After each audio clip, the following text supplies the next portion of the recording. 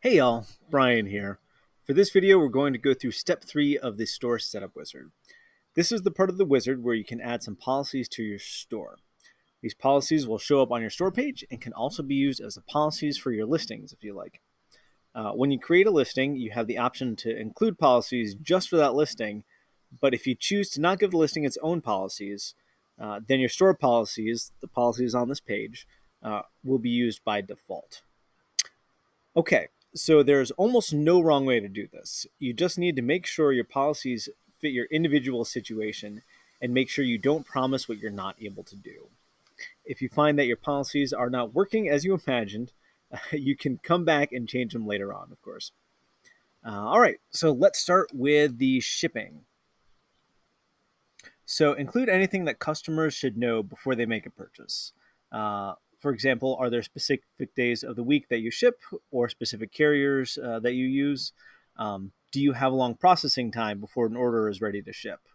Or maybe do you only ship certain times of the year? Or are there specific areas of the country that you don't ship to? Think about what you would want to know if you were buying from someone. Next, we have the return and refund policy. Now, return and refund policies should let customers know when and if they can get a refund. You should also let them know what they need to do to get that refund. For example, would they need to have photos?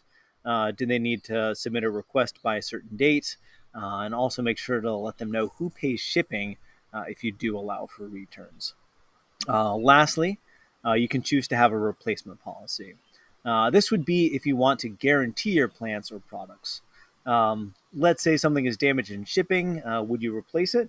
Or maybe if you have bare root or dormant plant that somebody receives and puts in the ground and doesn't grow back, would you ship them another one to replace it?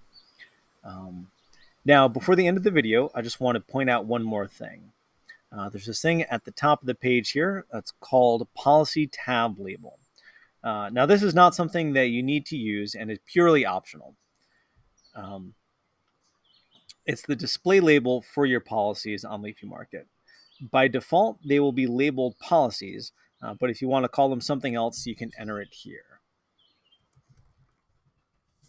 That's it for step 3. I'll see you in the next video for step 4.